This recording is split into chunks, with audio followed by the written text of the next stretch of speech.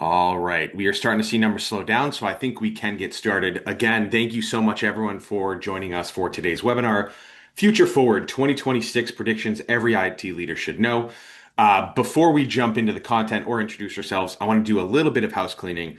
First is this webinar will be recorded, and we will share that recording with you after the webinar has ended. You'll be able to share that internally or review it again if you'd like to. So look out for that email from our team providing that recording. Second is this should be a engaging webinar. We want you to engage with us. We want to engage with you. Please use the chat, ask your questions. You'll learn as much from each other, hopefully, as you will from us. I find that the chat is a great place to hear from your peers. So please do go in there and share your thoughts and ask your questions in there. We also do have a Q&A section. If you have questions you want us to answer at the end, we will take our questions from that section, and those are the ones we're going to prioritize to respond. So if you do have things you want us specifically to talk to, please drop them into Q&A. With that, we've got about 45 minutes. I think we can jump in and introduce ourselves. So my name's Pete Breton. I run product strategy here at Ninja One. And as part of that role, I get to spend a lot of my time talking with analysts, thought leaders in the industry, and most importantly, IT leaders like all of you to understand the challenges that you face, the problems you're trying to solve, and the trends that you see in the industry. And that's where we're pulling a lot of this information from, and our own predictions is from our experience working with leaders like you. Tom, would love if you could introduce yourself as well. Yeah, hi everybody. I'm Tom Molden. I lead executive engagement here at Ninja. Prior to coming over to the software world, I spent 30 years as a practitioner, both in IT and security. So I'm bringing a been there, done that perspective to our engagements. Pleasure to be here. I think with that, we can actually get into what our predictions for 2026 are. And great call out on the AI conversation because that'll be our first one. Tom, do you want to walk through our predictions for the day? Yeah, sure. So no surprise. Number one is around AI. We here at Ninja, we believe that AI is not going to take over IT. But we do also believe it's going to add a ton of value, and that's where the focus is. Um, Second prediction, we believe that security and IT are going to continue on this path of convergence that we're seeing. And then lastly, the unification of all things IT is going to accelerate this year. And that's to kind of set the stage. I think we'll go right over to AI. And Pete, why don't you tell us about that? Yeah, I would love to. I'm going to call out a couple other ones here just because they're interesting in the chat. I see AI is getting big in the media and advertising industry. I see AI implosion. I see hardware prices will stay elevated for the rest of the year. Executives will begin to look for tools that will better enable employees, looking for proof in the pudding. So those are some great predictions from your peers. We'll cover about one of those, but those are also great predictions here, and would love to hear more as we go. So. Let's jump over to the first prediction, and I'm going to launch a poll here. Let's make sure I get the right one. You should see that launching right now. There's an ongoing conversation about AI. Obviously, if you pick up a newspaper, if you talk to anyone, if you read anything, AI is coming up. So, have you been asked to implement AI to drive efficiency and cost reduction? If you're a leader in your org, have you asked your team to do this, or if not, have you received that mandate from up above to implement AI specifically for that cost and efficiency improvement part of the conversation? We'll jump into the results here in just a minute. But the big thing here, our prediction is not that AI is going to replace IT. It's that AI will become or will continue to be a practical force multiplier while humans remain accountable. So when I say take over, oh gosh, sorry about that. When I say remain accountable, what do I mean? Sorry, take over, what do I mean? It's not full autonomy. We have zero expectation that full autonomy is going to have a major impact in IT in 2026. Instead, AI is going to be there to augment people and become embedded in your workflows to reduce those rote and repetitive tasks, help you find better answers, and ultimately make better decisions. So if you're leading IT or if you're in IT, the real question for 2026 isn't can we use IT? Should we use AI? It's where do we safely apply AI to scale outcomes without creating new risks, new costs, new challenges in my environment? So let's pressure test this in sort of a hype versus reality conversation with a couple of data points. And we'll get back to that poll in just a second. So Number one, you're hearing AI is taking over everything. And the data does say that AI does essentially touch or will essentially touch all IT work. So 75% of IT work is expected to be done by humans, but the important part here is augmented by AI by 2030. The big insight here is augmentation, not replacement. Think faster triage, better recommendations, fewer repetitive steps, maybe more automation, not, hey, let's replace IT people. So importantly, the future is not this year. This is 75% by 2030. There are still lots of process and technology and risk questions we need to address before we get here. And I think even most importantly is this. Only 25% of IT work is expected to be done by AI autonomously by 2030. And there's a lot of question of whether that 25% will even be reached, right? So your operating model shouldn't be replace headcount with AI. It should be increase capacity, increase consistency, keep people in the loop, and ultimately invest in readiness. Cleaner data, standard workflows, policy and governance, so that you're not dropping AI into an environment that isn't ready for it. You're preparing your environment for the use of AI in really what it's going to be best at. So let's look at this poll right now. I'm going to end the results and I'm going to share those results in just a second here. What I'm seeing is about 50% say that leadership has asked my team to implement AI to drive efficiency and cost reduction. I'm seeing about an additional 10% saying that, as a leader, I am pushing this into my org, and almost half saying, no, we haven't seen this at all. I'll share from my experience, running product strategy here at Ninja One.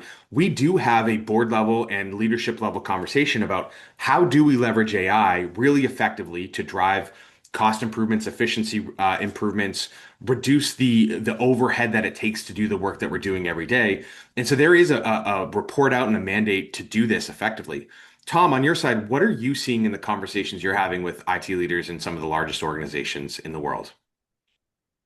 Yeah, honestly, it's kind of a mixed bag. There are CIOs out there that are looking at all the different offerings of AI assisted tools and such that are saying, there's a lot of fluff here, and I'm not really buying it, and I'm waiting.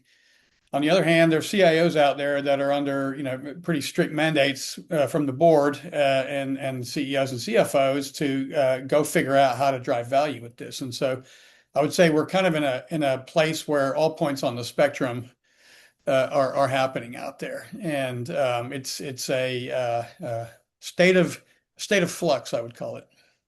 Yeah, I've seen RFIs come in where CIOs are saying, I can't buy your product unless it has AI in it because I have a mandate and dollars attached to this.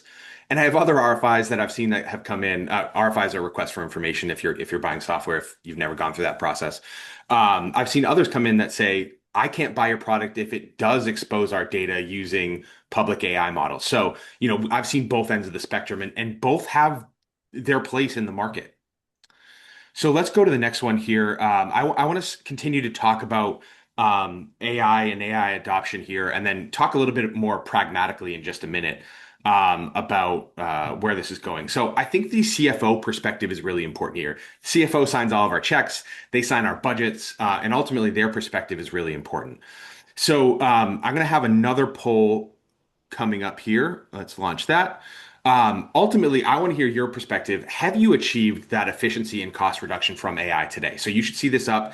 I want to know the first one here is we've seen cost reduction and efficiency gains, so measurable hard ROI. Second one is efficiency, which is a great outcome, but maybe not that actual measurable dollar signs back in your bank account. And the last is we haven't really seen positive outcomes, whether because we haven't implemented or because we just haven't seen the results. So, why is the CFO perspective useful, right? They ultimately, again, sign our checks, sign our budgets, right? And they're saying that about 74% are saying that they are seeing productivity gains from the adoption of AI. That's their viewpoint of the world. So they're seeing benefit.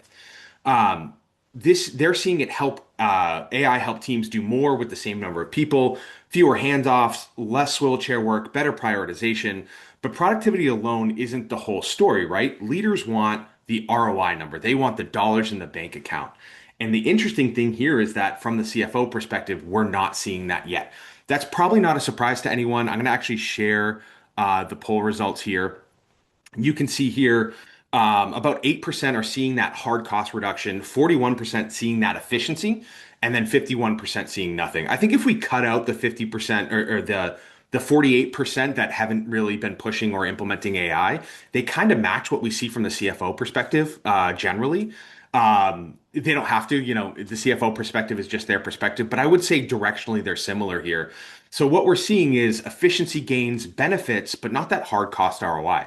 And that's really important because, again, AI is here to augment IT over the next 5 years, not replace IT. So ultimately, what should you do here, right?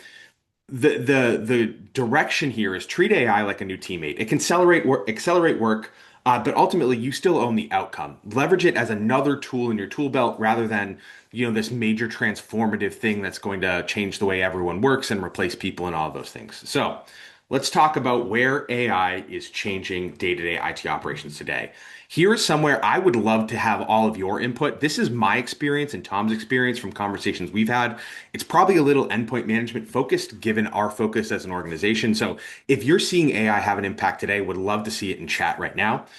So, what are the use cases that we're seeing today where there's actually an impact? I won't read these off, but I will go through some, anecdotes here that I've seen. The first one on autonomous patch and remediation, we have a customer, the city of Kansas City, who transitioned from this manual approach to patching really to that fully autonomous patching, right? Very hands off. And they cut the time it takes to patch from 72 hours of labor to literally minutes every month. Doing that between both patching and vulnerability scanning to save approximately $200,000 in IT savings over the year through using AI and automation to drive better outcomes, particularly around patching. I'm a big fan of our Patch AI capability, so I love to highlight that one. ITSM and ITSM workflow, so ticketing, documentation, supporting end users. This is a huge one. And if you go and look at the ITSM vendors that are out there, they're all investing very heavily in AI. And I've heard really good feedback in the market about using AI in ITSM workflows, things like ticket summarization, recommended remediations based on past actions, response and resolution templates, all of these things to shift activities left, to help take manual processes out of the hands of your service desk and automate as much of them as possible, but also to actually deliver better services to end users, which is critical. Root cause analysis is another big one. AI is really good at summarizing large volumes of data. And we all know that if you look at these platforms like a Ninja One or others, there's a ton of data in there. And sometimes it can be even overwhelming. So, how do we apply AI to digging through that data and coming up with insights and actions? That's one that we've seen a lot of customers use and adopt and get value from. The next one, automation generation. The key use case here is probably script generation. Ninja One sees a lot of risk there as a company, and so it's not something we put in our platform. But we do see using things like OpenAI tools to go and generate scripts can actually make automation much more accessible, particularly for organizations that haven't invested a lot in automation, and ultimately getting a lot of efficiency outcomes from making automation much more accessible across the IT org. And then finally, noise reduction, what really matters. We see a lot of benefit there as well. Combing through the information to identify and articulate what matters and therefore take action on it while reducing the amount of noise in an environment. This translates into lower operational costs, faster execution, reduced risks, and higher productivity.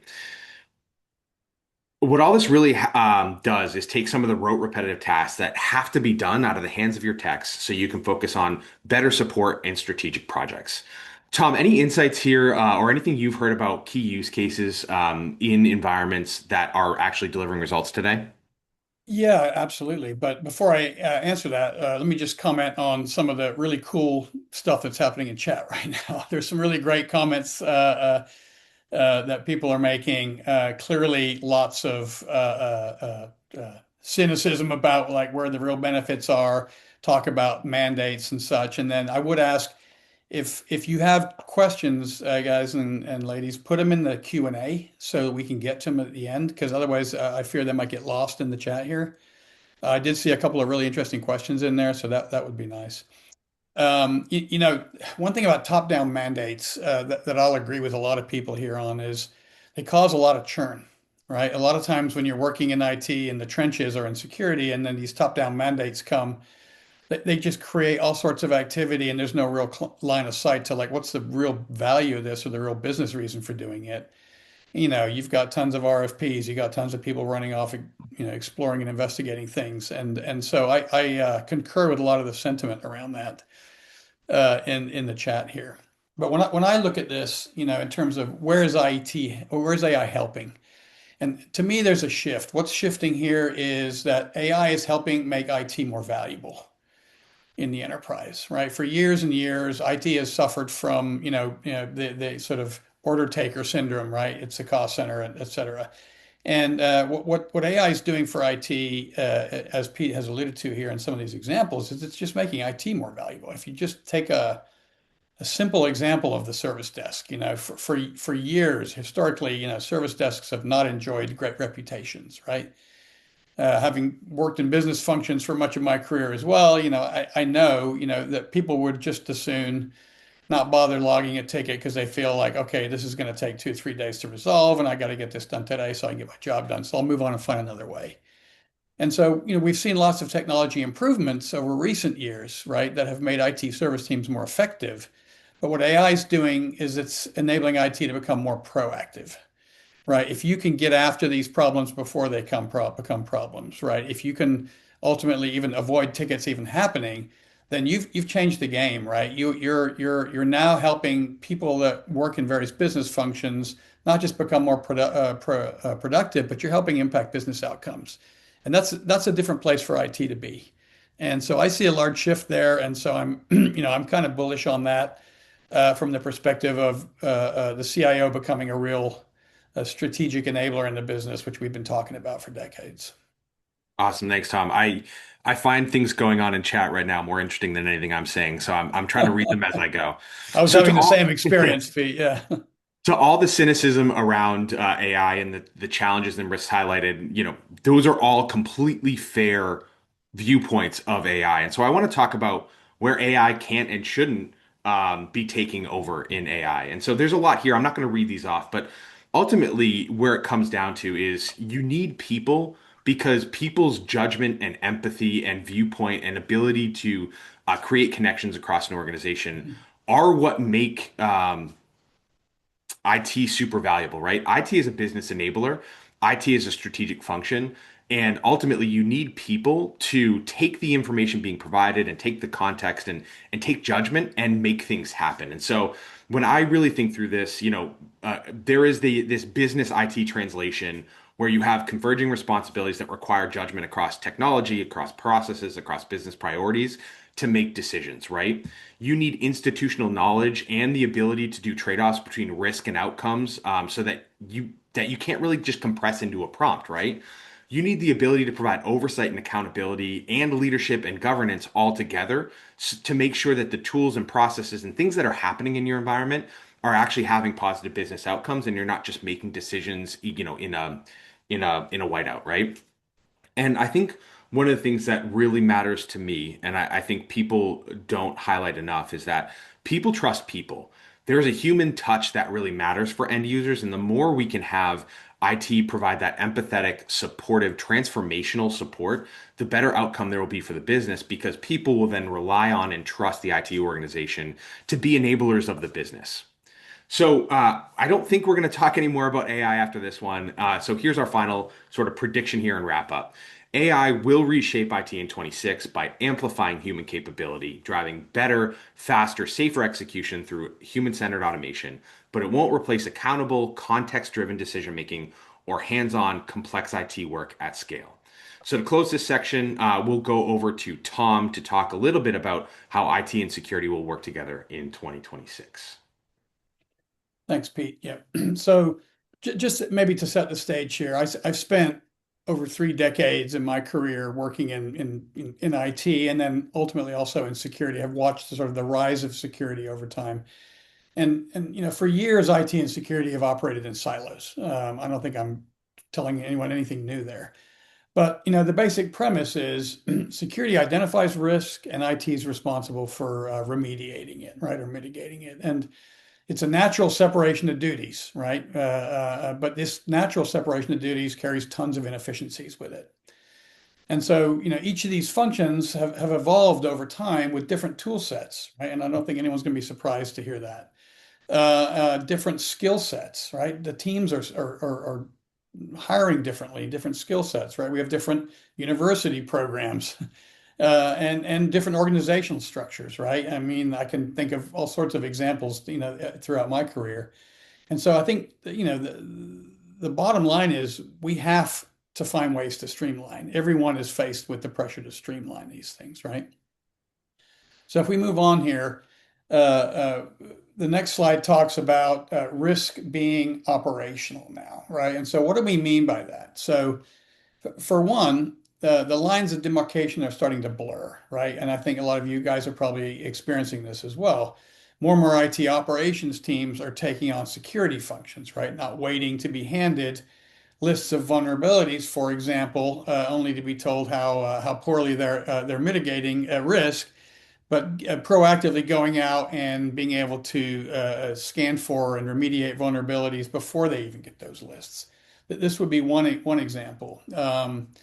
Also, tool sets are becoming more aligned. If we talked a little about service management, right? If you look at sort of some of the more modern service management solutions out there, workflows are being built that involve both IT ops and security, right? It's no longer that much of a handoff. And then if you think about endpoint management platforms, a space that we work in, just the unification of hygiene and compliance functions in one platform are also driving sort of similar streamlining. And then lastly, let's talk about, oh, sorry, Pete. I want to talk about just common data sets, right? And I wanted to kind of give you guys an example here. I spent much of my, or a good chunk of my career, I'll say, in the phase of security when we were really starting to understand the exposure we were getting from vulnerabilities. And I can remember sitting in meetings for hours with very high stakes people in them, just trying to figure out what to do about all these vulnerabilities and arguing about which data is right. The security guys brought their list, and then the ops guys had their lists, and we'd sit there and debate for an hour about whose data is actually right and what the size of the problem actually is, right? So just being able to work off common data sets, which is increasingly the case, is a huge step forward in sort of modernizing and converging these two functions. Go ahead, Pete. Sorry. So what we're really talking about here is not necessarily sort of combining tools or organizational restructuring, right? It's more about a converged workflow, which is about collaborating more effectively, right? And so as a result, obviously, we're going to get improved efficiencies, right? Less effort to achieve our outcomes, but I think we also get better outcomes, right? By just reducing the cycle time to do some of these things, you're going to get better outcomes that are going to make less impact on the business, create less drag on the business, and ultimately make IT and security, let's call it, more popular in the enterprise. So I want to talk just briefly about a real world example that I'm guessing most people here will have be able to relate to, right? But for many of us that have been around IT and security long enough, patching has kind of been the bane of our existence, right? We all know that effective patching is sort of the most valuable thing you can do to protect your enterprise. But at the same time, there are so many factors that make it difficult to do efficiently. The traditional sort of more linear patching process that take forever to complete. You've got fear all over the place of creating disruption, and that results in tons of manual, checkpoints. And we're citing a stat here, 55 to 94 days. That's not uncommon. That's very common across all industries. But if you think about the world of autonomous patch management, Pete alluded to this earlier, right? Where you can really automate a lot of this stuff and you can tighten the loop between vulnerability management, which is traditionally the domain of security, and patch execution, which is traditionally the domain of IT operations. You see massive reductions in cycle time. And then ultimately, it's a relief on all the resources that are already kind of stretched out to the max already. So these are the types of benefits that we're saying are actually pretty tangible in today's world. And this Pete said we weren't going to talk about AI anymore, but this truly is one of the areas where we're seeing some really meaningful outcomes from the application of AI. And of course, happy to follow up with questions on that later if anyone wants to. Yeah, I'd love to throw in an example here. I was working with one of our customers. I actually presented on this at a Gartner conference with this customer, where they're before they adopted Ninja, and not this is a Ninja webinar, but not to pitch Ninja. Like before they adopted Ninja, their process for identifying and remediating vulnerabilities was they had the security team go and do their vulnerability scan, and then for each unique vulnerability, they would open a ticket in their ITSM platform, assign that to the IT ops team, who would then have to go and correlate all of those, device IDs or whatever to their patching platform, match them up and go and resolve them, prove they had resolved them, go back to the security team to validate, right? And so you'd have tens, maybe even hundreds of tickets in a given patch cycle that were manually correlated, then patched, then validated. That's an incredibly labor intensive process and it's prone to a lot of error. And so when you switch to this fully end-to-end integrated and automated workflow, you end up getting a faster result and you end up getting a better result, which is really, really important. Yeah, so circling back, so this notion of risk is now operational, right? So what are the types of benefits that we see? I already alluded a little bit to it, but obviously mitigating risk faster is a huge benefit, right? That reducing the drag that we create, in IT and security on the business is huge. And obviously, the reduction of effort means costs go down. Everybody in today's world, if they're not living under a rock, is affected by by pressure to reduce costs. But I think the point I want to call out here that I find the most interesting is this third column here, accountability, right? So if you think about boards of directors in most enterprises, there's a risk committee, right? And this is made up of sort of very highly paid ex-CEOs and such that are charged by the shareholders or owners of a company to protect the company, right? And so for many years, in my experience, I've watched the level of confidence in IT and security's collaboration to protect the business kind of wane, right? I've sat in board meetings where you can sort of feel that, yeah, we don't have great confidence here. We understand that everyone's doing the best they can do.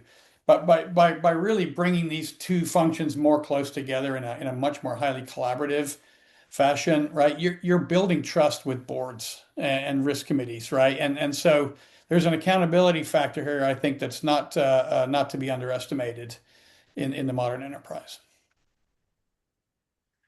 Awesome. I think we are on to our final prediction here, and we should have plenty of time at the end for questions once we get through this one. Is that IT leaders will continue to pursue unification, right? Um, as we think about how we become more efficient, more effective, there is a modernization unification story here that we can all pursue. So, um, the ability to have, or the end result of having fewer platforms, fewer tools, a single operating model means that you have fewer tools to train people on. You have lower costs associated with the software licenses around them. You have more automation that you can do. You have better, more unified data.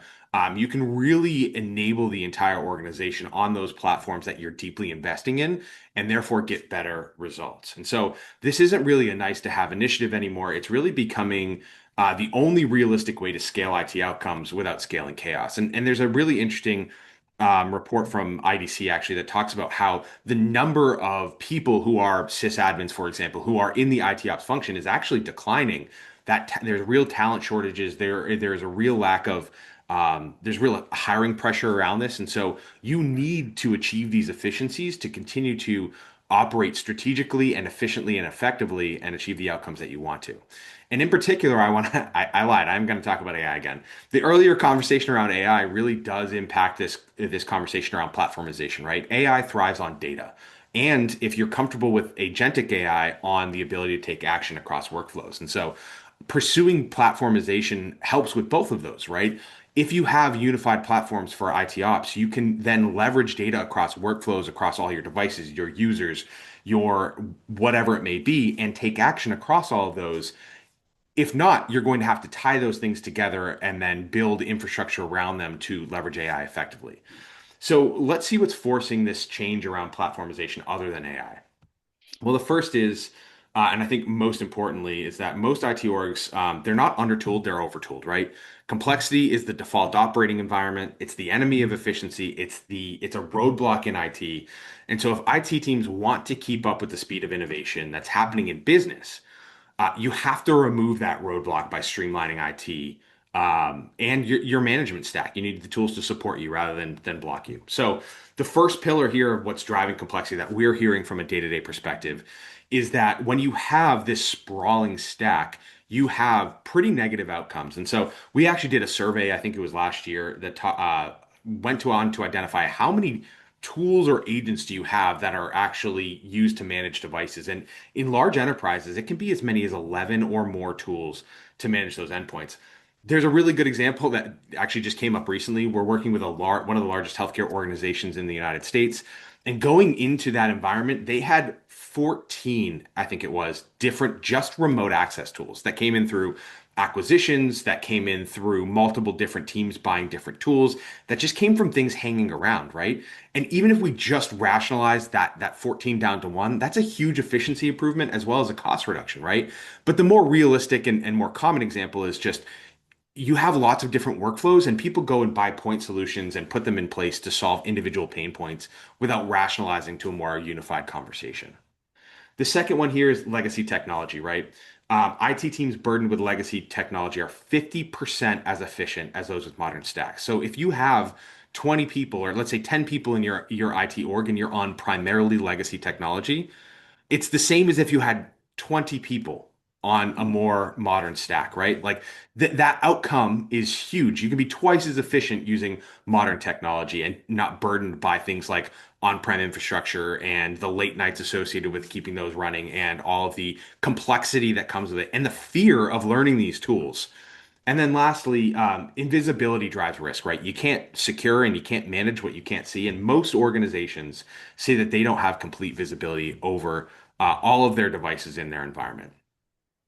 When 90% say they can't monitor all their endpoints and enterprise have, a ton of tools in their environment, that's not a skills problem, it's a systems problem.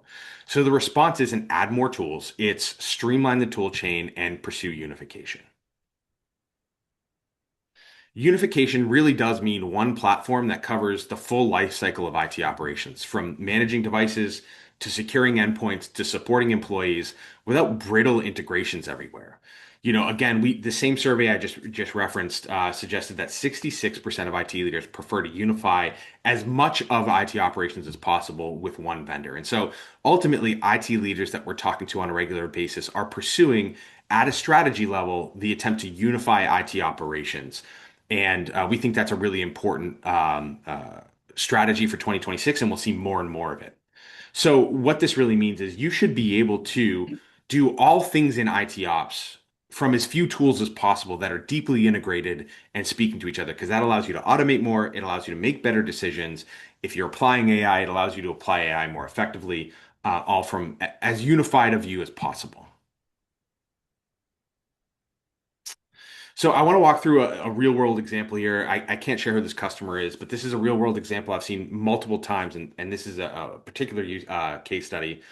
This is kind of a table showing, three key use cases: endpoint, patch management, and remote access across the different types of devices they had in their environment. Windows sort of laptops, workstations, Windows servers, Mac OS devices, and Android. Now, this organization had unified on a single remote access tool, but then they had for endpoint management, one tool for end user compute, a different patching solution for those end user compute devices. They had a unified solution for all Windows Server except remote access. They had a unified solution for all their Mac devices and a different one for Android. This happened over time organically as they added different device types in their environments, as they allowed end users to use new and different tools. And ultimately, so they had, let's see if I can count quickly, three, four, five, six different, six different tools in their environment, and were able to replace all of them, in this case with Ninja one unified tool to do all of their IT ops. In this case, it's primarily an endpoint management use case, but a broader IT ops strategy as well. And so ultimately, they're replacing multiple tools in their environment. They're getting significant reduction in support costs around, supporting their end users, and a substantial cost in the reduction of actually managing all of their endpoints. This is a really common use case. We see it often. Tom, how like when you're talking to C-level execs in enterprises, how often does this unified story come up? Almost always, not a mixed bag on this one. I mean, almost everybody, and this goes across industries and different sizes of companies and IT shops, is trying to figure out how to consolidate, how to rationalize, how to unify. There's lots of reasons why it's difficult, right? The cost of change is something that people don't often think about. There's tons of legacy technology. There's teams that exist that have been using legacy technology for years, right? So there's all sorts of reasons why it's difficult, but the thread is pretty much consistent that everyone's trying to figure out how to do it. Awesome. Thanks, Tom. I want to do a call out to a question in chat. They called out Linux here, and sadly but true, Linux is often a second or third class citizen here. We do support Linux across these use cases, endpoint management, patching, and remote access. It just in this particular case, we did not rationalize that into management for one reason or another. So I couldn't include it in this conversation, but we easily could have rationalized the Linux management use case using the Ninja One platform. So I think that's the end of our predictions. We want to go into a wrap up, and Tom, I'll hand it over to you to do that for us. Yeah, before I do that, I just want to make a comment about the questions in chat or in the Q&A here. It's really cool for me to read this because there's questions that are being asked that, frankly, I don't know the answer to, which is, telling me there's a lot of people thinking pretty critically about this whole IT space, and I'm excited to get into that. So if you have more questions, throw them in the Q&A. So if I step back here as a person who's been in the IT world for many years and in a variety of different circumstances, I want to try and summarize our message around sort of this year's predictions in from the perspective of sort of three key personas in the enterprise. So the first is the CIO, right? So when we talked about AI, right, we're not taking over IT, all the things we talked about. AI becomes a force multiplier for IT, and really it's about IT driving greater speed and scale in the business, right? The competitive landscape in most industries across most businesses is getting really, really tough, and AI is a driver of that in the business side, right? The speed of innovation is leaving people in the dust. New entrants are taking over industries. There's a lot of disruption. And, in a way, the CIO has the keys to AI, right? The CIO has the keys to the car, and the CIO ultimately has the control over the power that it brings to impact business outcomes, right? So that would be my recommendation, is to think about AI that way from an IT perspective, right? The CIO persona.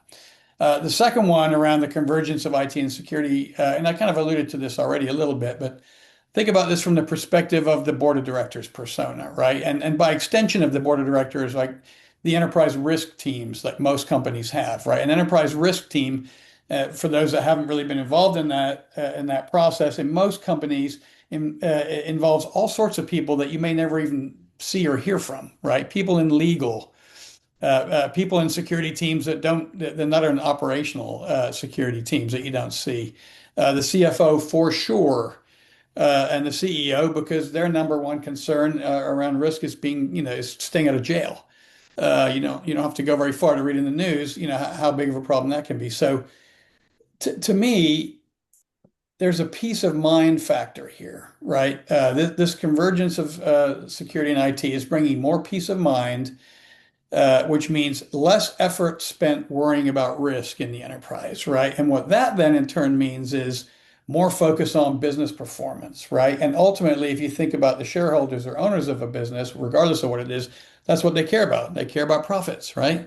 And so less time worrying about the risk and more peace of mind means more time focused on profits. So that's kind of the role of the board of directors, to protect the interests of owners, right? And then thirdly, when we think about the unification and the acceleration of this IT ops unification, think about the CFO, persona, right? So cost reduction in today's world is table stakes. No one's handing out gold stars for coming along and saying, "Hey, I was able to reduce some cost here and take 10% efficiency, et cetera, et cetera." That's table stakes. If you're not doing that, you're probably not in your job for long, right? But when IT becomes more agile, right, and moves faster, and is able to actually directly impact business outcomes, right? That's when CFOs take notice, right? If you're able to show up and show how you're able to reduce the impact that your security and IT processes are having on a manufacturing environment to increase output, or similar types of make your sales team more productive and those types of things, then CFOs take notice. And so that's kind of the final point for me. The CIO, the board of directors, the CFO, these are all personas that really matter in the enterprise. And so I think about 2026 in the context of those personas. Awesome. Thanks so much, Tom. We've got some great questions in the Q&A, so I'm gonna start digging through those. This first one I'm actually gonna take myself, and there's actually two together here about Patch AI. So Patrick asked, is AI automation of patching really what we mean by AI? IT automation has thrown a label on stuff to say AI. However, the risk is different than on than on LLM tools and risk of data leakage. And then Jad, I think that's, sorry if I pronounced your name wrong. Jad said, uh, you say Ninja One is not incorporating AI, isn't Patch Intelligence does not include AI. So if I did say Ninja is not incorporating AI, that's not correct. We are. What I think I said was we're not using AI for script generation, which we think there's risk around. But to answer the question around is AI automation of patching really what we mean by AI? The way Ninja's looking at AI and implementing it in our environment, for what it's worth, is to apply AI to specific use cases where there is substantial pain in the IT ops and or security workspace. So when we looked at patching, for example, our very first major capability on AI in the Ninja One platform, we call Patch Intelligence AI. And what it does is it uses AI to identify internal and external confidence scores around whether or not a patch is likely to cause operational pain when it's deployed. So we look at market chatter essentially on a patch and internal signs of, for example, failure or performance issues when a patch rolls out. So first step is go to the market. Are there conversations happening in the market that say this patch will fail and break environments? There's usually a lot of early stage publications that push out information that say this patch will brick your environment. We're looking at those and pulling those in and saying this is a high risk patch. Then, as you deploy, we are looking at signals from your environment to say there are signs of risk or failure here, and then we're going to escalate those to you. So, in my mind, when we talk about AI in IT ops, we're talking about applying custom built AI driven models to help identify opportunities to improve workflows in IT ops. So, yes, there's also bigger conversations about how does IT govern the use of AI by employees. That's a different conversation, a really important one. But when we approach putting AI in our product, we're looking at solving pain around particular workflows. And that's really what we're bringing to market. So I hope that answered your question. And Jad, I hope that answered your question. Yes, we are applying AI to our Patch Intelligence AI capability. We're also using it in many other ways, but yeah, just to answer that particular question. Um, Tom, would love to pitch one over your way. There is a conversation about the physical cost of hardware skyrocketing and how AI is impacting that, and also just the general sense. And we saw early on in the chat predictions of hardware costs staying high. Any comments there? Yeah, this is when I mentioned earlier that I don't really have a good answer for some of these questions. This was the one I was thinking of, right? I've obviously heard the conversation, and I'm glad it's being brought up. Um, it's not something that I hear about a lot, to be honest with you, right? What this is telling me is that there's people that, let's say, work in the real world that actually have to deal with reality, that are able to see things that some of us at the executive level perhaps aren't seeing. And so for me, I don't have a great answer to this question. What I would love to do, and I think it's Brian that was asking if he's willing to have a follow-on after this webinar to dig a little deeper into that and see if we can come up with a better answer. Yeah. I think I'm not going to say anything particularly, amazing here, but this is where really good asset management strategies to help identify, when hardware needs to be cycled from a life cycle perspective, making sure you have full visibility into your devices, making sure you're planning effectively, including that in your budget cycles. All of those become really critical. And so things like live active inventory, effective IT asset management, really good discovery of devices and assets in your environment, all those become super critical to help offset. It's not going to necessarily reduce the cost, but it will help with better planning and therefore, no major surprises. Yeah, I suspect Brian has some thoughts of his own about this, and that's why he's bringing the question up. And so, Brian, if you're up for it, I'd love to connect with you afterwards and dig a little deeper into this. So we have two more questions, and I think we can hit them. I'm going to do one really quick. Dylan asked, "Does Ninja have a smart deploy like feature like SCCM does?" We do have an OS deployment capability built into the platform. It's available to all users. I think if you go to the download section in Ninja, you can find the OS deployment capability so that you can do device deployment. The last one here is the conversation around shadow IT, data exfiltration, and leakage. So, particularly like shadow AI, I think, because we were talking a lot about AI here, might be a good conversation. So, users are using free and personal versions of SaaS tools and maybe also AI tools, but that cost maybe isn't super significant. Are people blocking AI? Are they expecting that it's actually working? How are people doing that? Tom, I have a perspective, but would love to hear yours. Yeah, I mean, like I said earlier, it's kind of a mixed bag out there in terms of how people are looking at this stuff, right? To me, um, I don't want to discourage people from using AI. I'm a little less, I guess, a little risk averse in this regard. I think there's a ton of value being created. I think you have to implement some sort of